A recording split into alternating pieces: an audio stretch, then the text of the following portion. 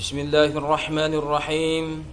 Assalamualaikum warahmatullahi wabarakatuh.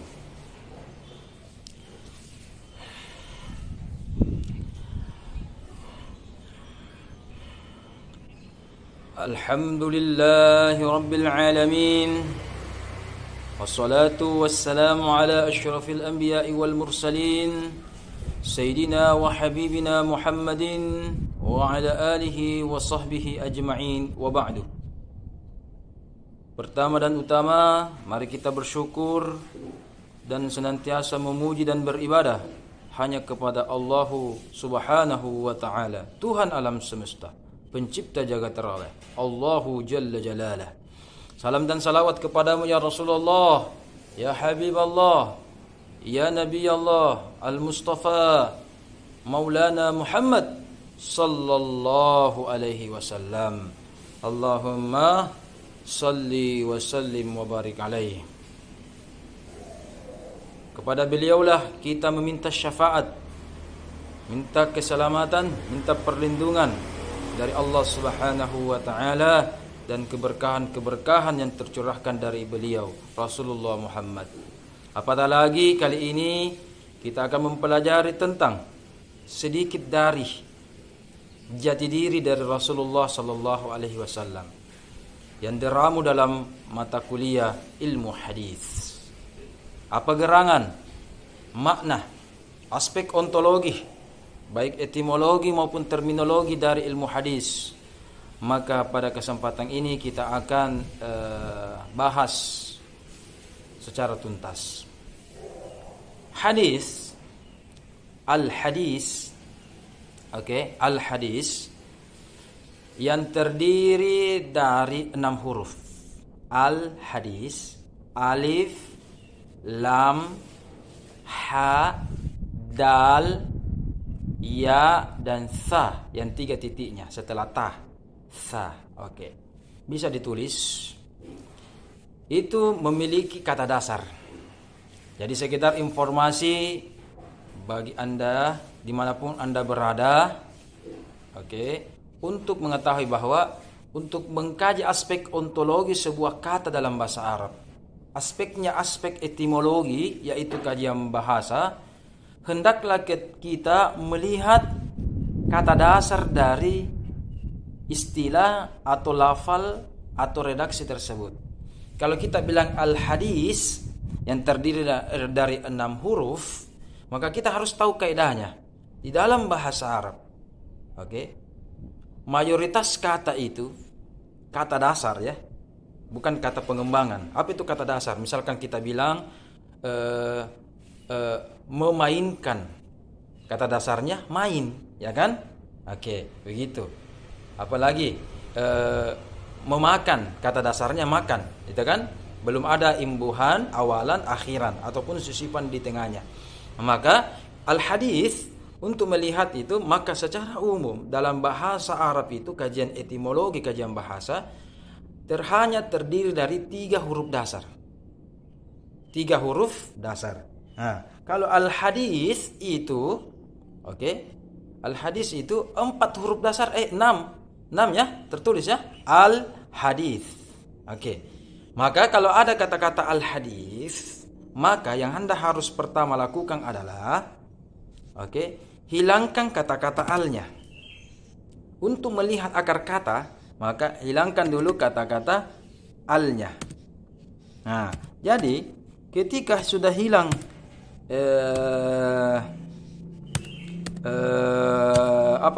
al-nya, menyisakan apa?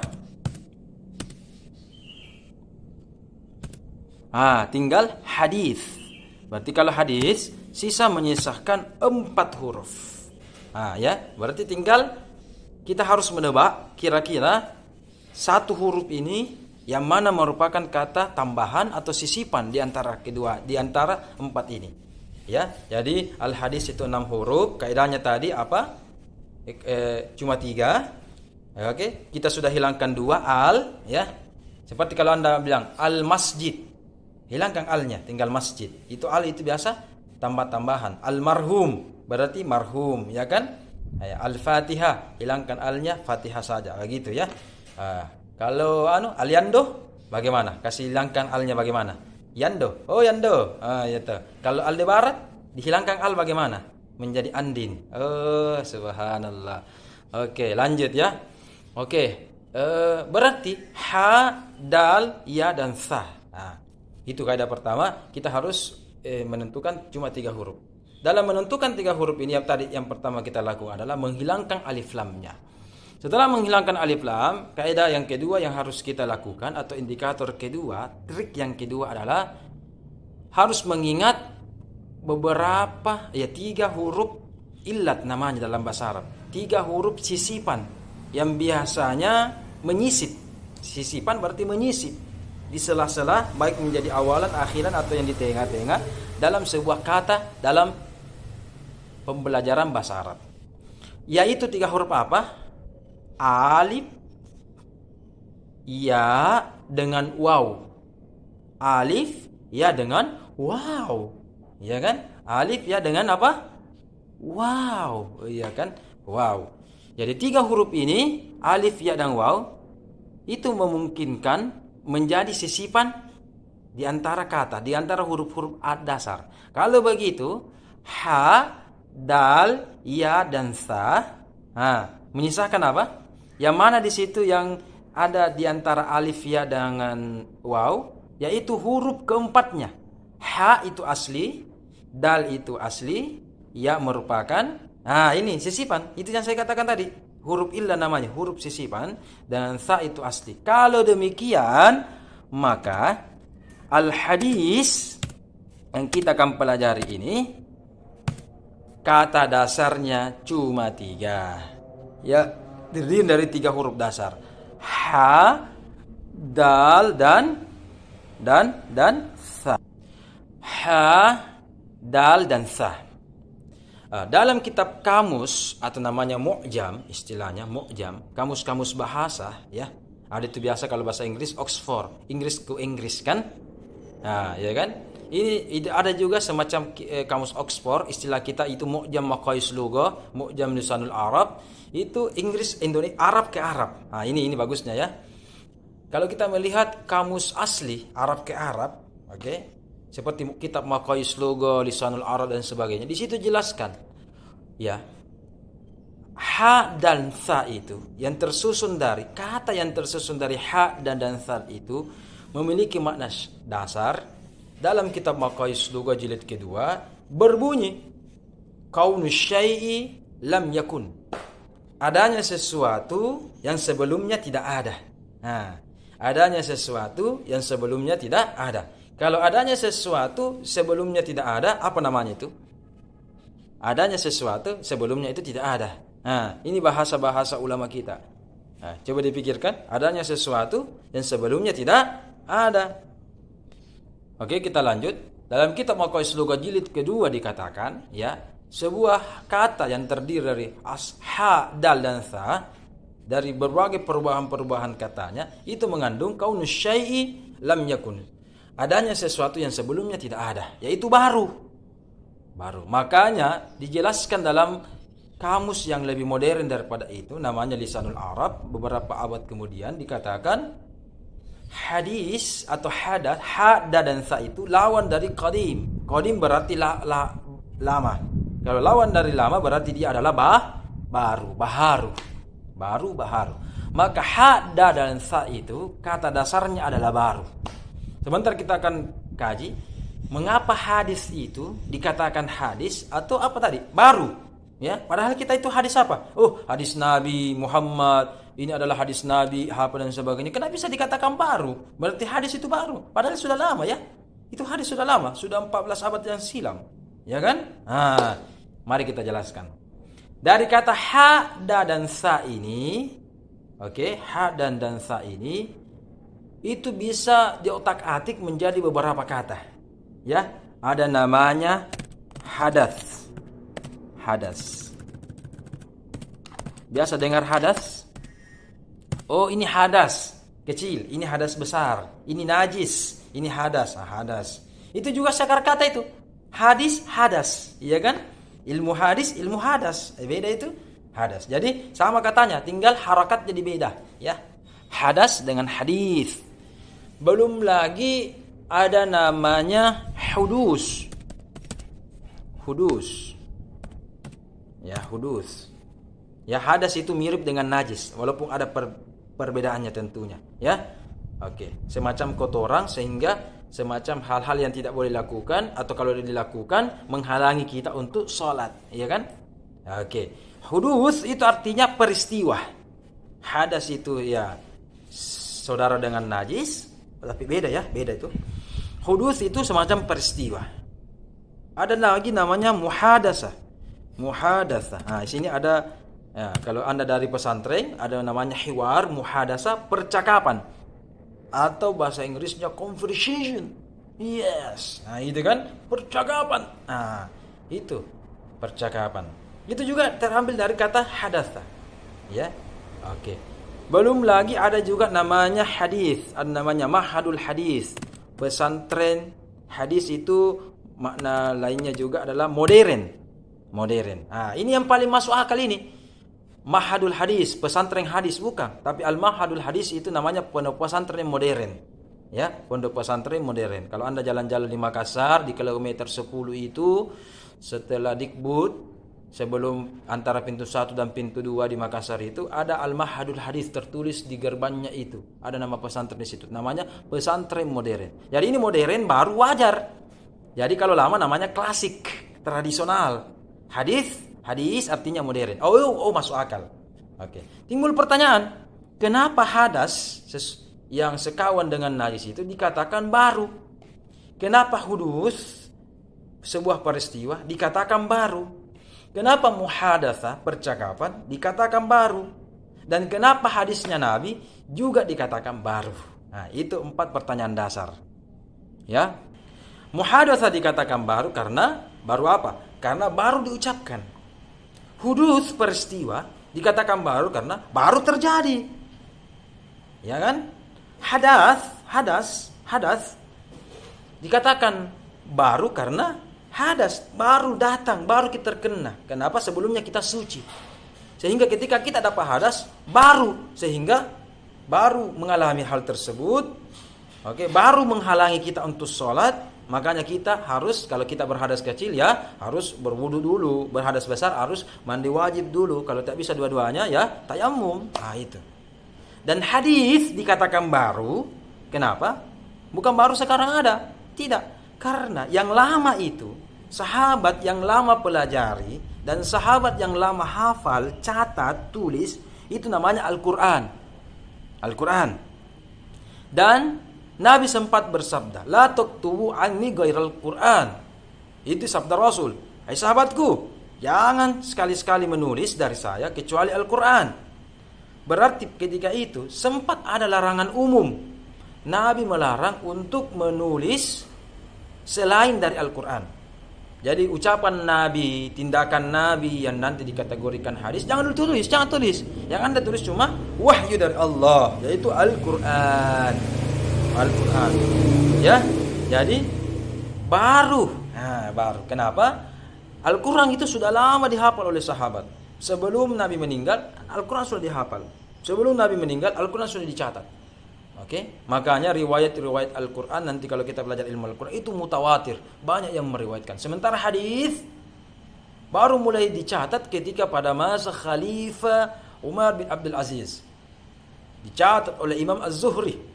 Ya, kurang lebih beberapa puluh tahun setelah Nabi meninggal, setelah Khulafaur Rasyidin.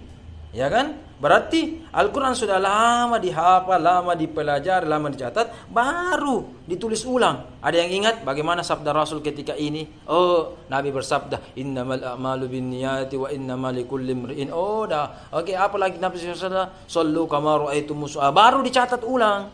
Kenapa? Nabi juga ketika itu sempat melarang. Ya. Walaupun ada namanya juru tulis Nabi yang namanya Zaid bin Thabit. Namanya juru tulis, dia pasti disuruh tulis. Zaid tulis. Sampaikan kepada raja ini, Raja Mesir, Raja Iskandaria.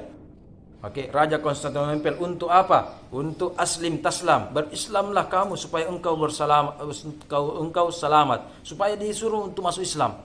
dihimbau untuk masuk Islam. Disuruh kan ditulis. Nah, tapi secara umum selain hal tersebut, Nabi melarang kepada sahabat secara umum untuk menulis ucapan Rasul yang ditulis cuma apa? Wahyu dari Allah, yaitu Al-Quran. Kenapa?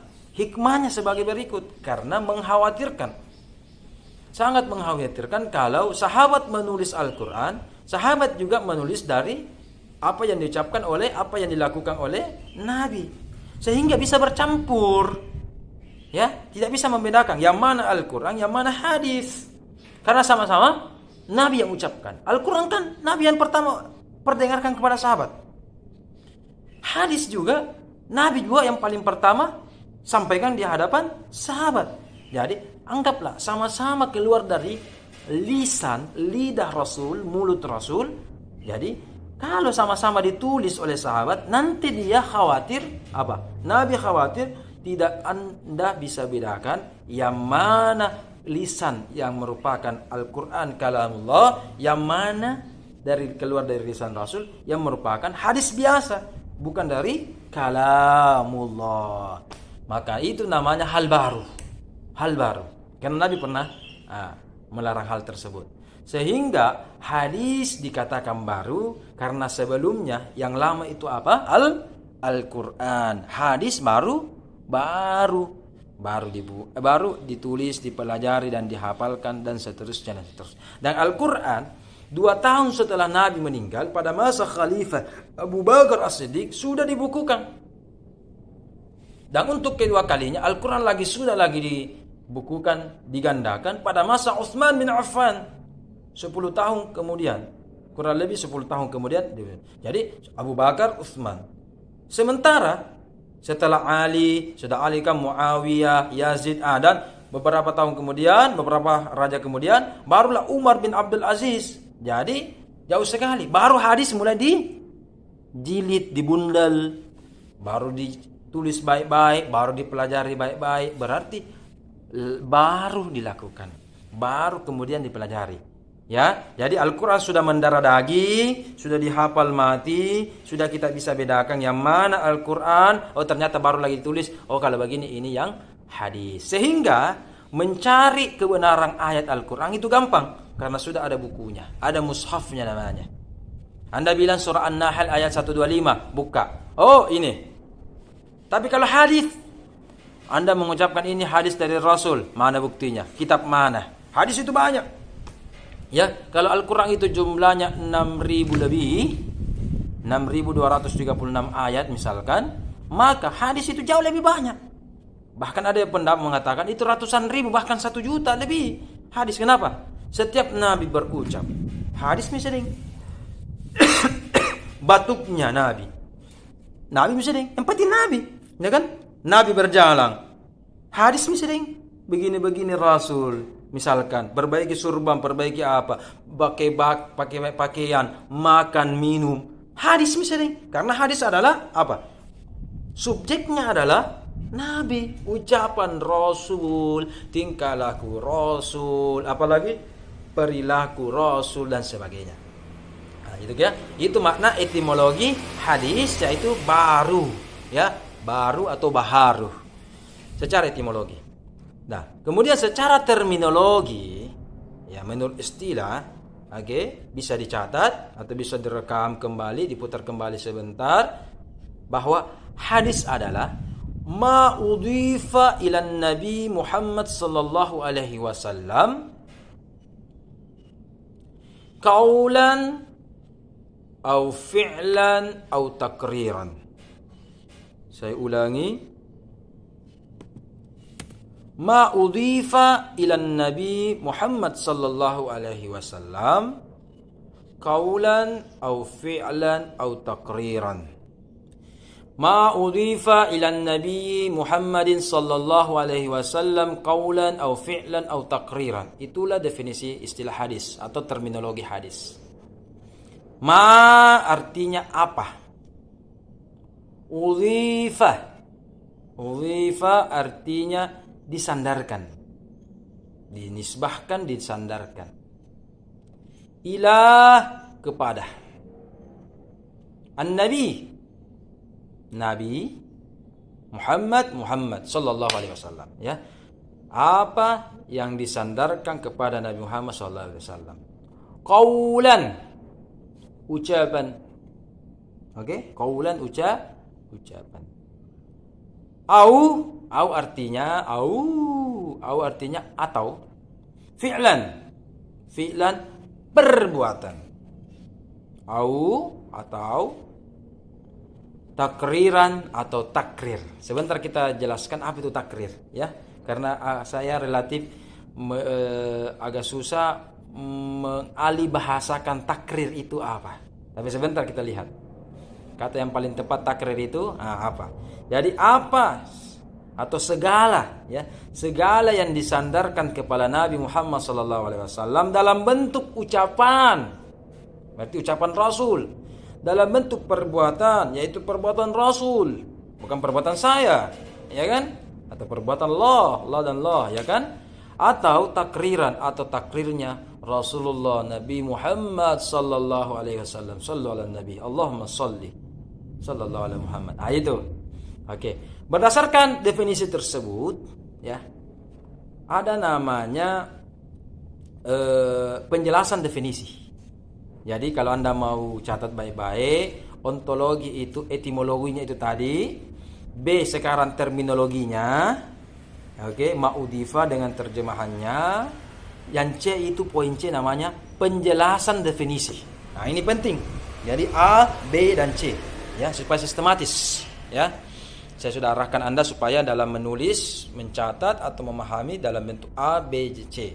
A etimologi, B terminologi, dan C adalah penjelasan definisi. Kenapa? Terkadang ada definisi tapi kita tidak paham. Seperti ini, takrir itu apa? Disandarkan itu apa? Ma'udifa. Itu disandarkan. Oh, sekarang saya begini. Sandarkan, nyaman, sandarkan, enaknya, ya kan? Begitu? Tidak. Sandar bagaimana yang dimaksud? Maka ada 5 poin penjelasan definisinya, ya. Jadi tadi ada A, B dan C, dan C ini poin yang pertama ma'udifah. Apa segala yang disandarkan? Apa penjelasannya? Poin yang kedua kepada Nabi Muhammad SAW. Bagaimana penjelasannya? Poin yang ketiga kasih mentomi 1 langkai 3 baris, 4 baris, 2, 3 sampai 5. 3 ucapan Rasul apa maksudnya? 4 fi'lan, perbuatan Rasul apa maknanya? Dan yang kelima takrir Nabi itu bagaimana? Ya kan? Penjelasan definisi. Poin yang pertama, segala yang disandarkan. Apa yang dimaksud dengan sandarkan? Bukan saya yang bersandar di tembok, di dinding. Tetapi yang dimaksud dengan disandarkan adalah menisbahkan kepada Nabi. Bahwa yang berucap ini, yang berbuat ini, yang melakukan ini, yang bersabda ini adalah Rasul. Makanya ada biasa qala Rasulullah sallallahu alaihi wasallam. Rasulullah bersabda. Jadi siapa yang bersabda? Rasul. Siapa yang mengucapkan ini sunnah Rasul, perbuatan Rasul, menisbahkan namanya. Itu namanya menyandarkan. Ya, yang dimaksud dengan menyandarkan, menisbahkan kepada Rasul, meriwayatkan kepada Rasul, atau objek terakhirnya, sandaran terakhirnya apa? Rasul. Itu ya. Oke, kita di sini masuk kuliah. Siapa bilang? Oh, Nur Hidayah bilang. Siapa bilang? Nur Hidayah siapa tanya ki? Oh, Ismail yang tanya kak. Misalkan begitu. Oh, jadi siapa yang anda bilang? Jadi disandarkan kepada siapa ini? Ini adalah ucapannya Ismail, misalkan, ya kan? Ini juga begitu. Siapa yang menyandarkan? Siapa anunya? Paling sandarannya siapa? Yaitu ma'udifah, segala yang disandarkan atau diriwayatkan, dinisbahkan kepada ilah, kepada an-nabi, yaitu Nabi Muhammad sallallahu alaihi wasallam. Ini harus digarisbawahi, an-nabi yaitu nabi. Jadi ini tidak cukup ketika kita bilang segala yang disandarkan kepada Muhammad. Ya, beda. Ketika dikatakan hadis itu segala disandarkan kepada Muhammad, dengan hadis dikatakan segala yang disandarkan kepada Nabi Muhammad, itu beda. Apa bedanya? Ketika Muhammad SAW dikatakan Nabi, itu usianya 40 tahun.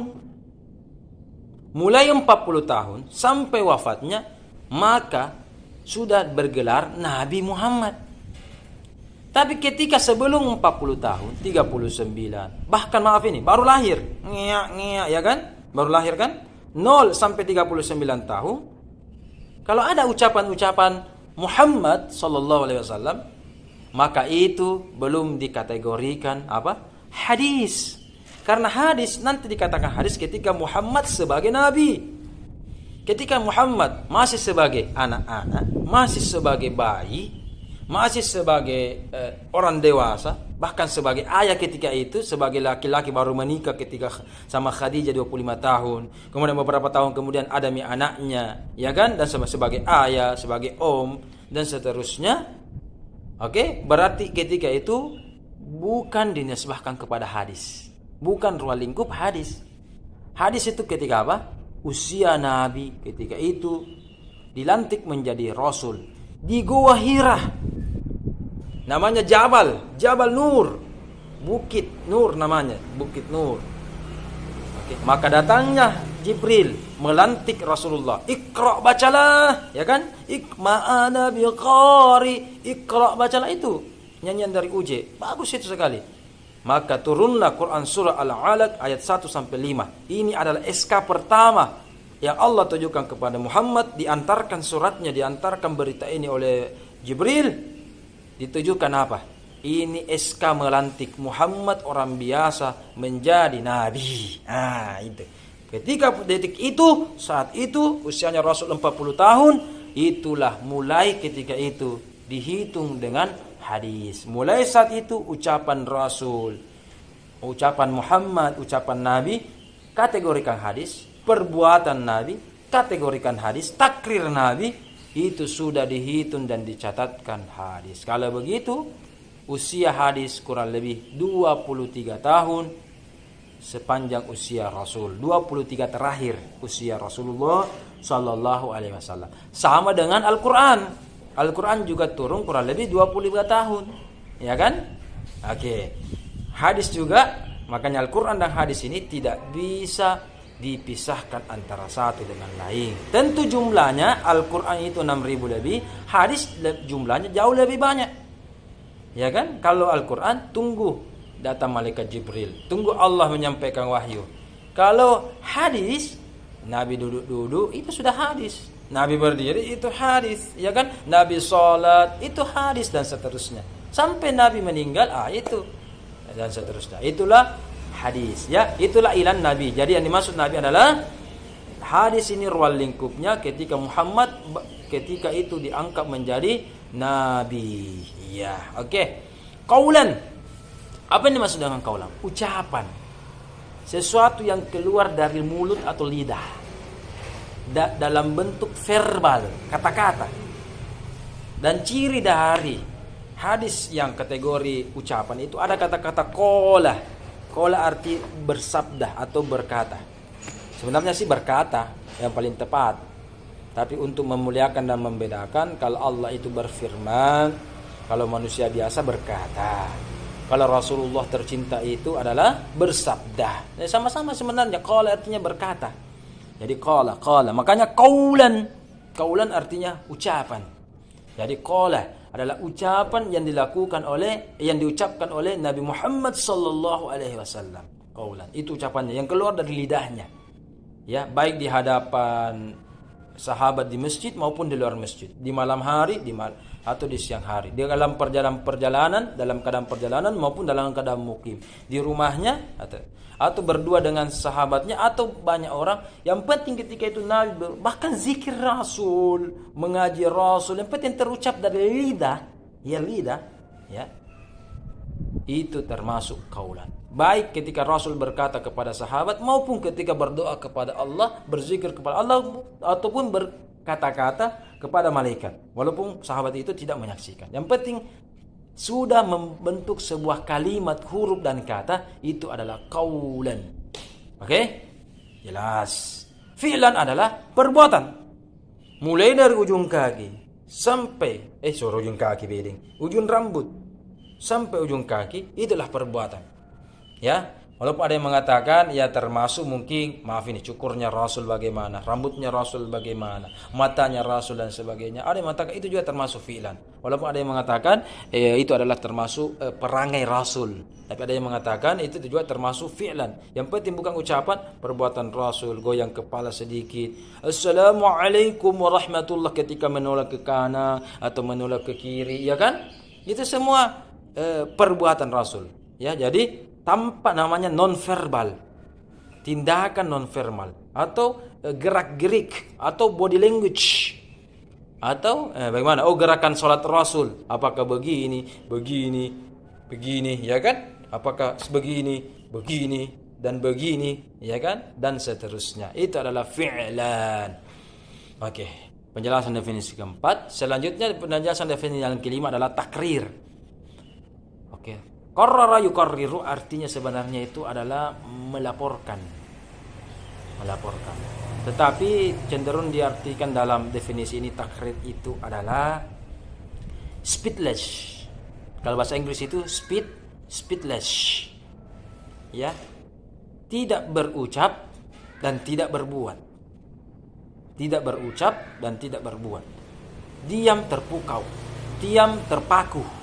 Ya kan, ada aku diam terpaku. Ya, kalau berucap berarti kaulan. Kalau goyang-goyang berarti apa? Fi'lan. Ini diam berarti bukan ucapan, terpaku.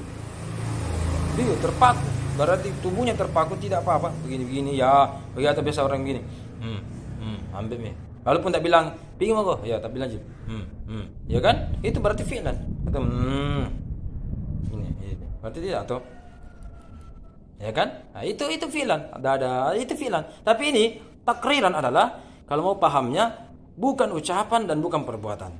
Makanya saya cenderung menerjemahkan speechless atau diam terpaku. Ya. Contohnya, Nabi suatu ketika diajak oleh Abu Hurairah untuk berziarah ke rumahnya, ke kampungnya. Jalan-jalan ya Rasulullah ke sekitar. Kemudian ada semacam makanan favorit mereka itu semacam biawak. Walaupun mungkin tidak sama biawak kita. Kalau biawak di Indonesia itu kotor karena dari solongan apa dan lembab. Kalau biawak sana kan tidak ada solongan. Padang pasir bersih, ya kan? Ya, oke. Walaupun mungkin beda, mungkin satu kingdom atau sama family dan sebagainya, ya. Ya, ini kajian tentang biawak. Kemudian setelah itu Nabi sodorkan makanan. Apa ini ya Abu Hurairah? Apa ini? Lain kuliah, bukan onta, bukan kambing itu kan? Nabi bilang, ini adalah semacam biawak ya Rasulullah. Oh, Nabi diam saja. Nabi juga tidak bilang, makan maki halal, atau Nabi juga tidak bilang, haram itu. Ya, kalau babi nasami haram itu. Ya, Nabi juga tidak makan juga. Kalau Nabi makan itu semacam biawak, berarti fi'lan memakan. Nabi juga tidak melarang atau memerintahkan, membolehkan, itu berarti ucapan. Nabi cuma diam.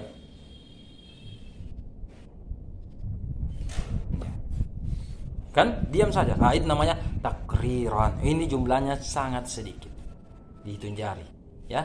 Ada qaulan, ada fi'lan, ada takriran. Segala yang disandarkan, diriwayatkan kepada Nabi Muhammad sebagai seorang nabi dalam bentuk apanya? Ucapannya, perbuatan perangainya, dan juga dalam bentuk qaulan, speechlessnya. Itulah pengertian penjelasan dari pengertian hadis secara ontologi.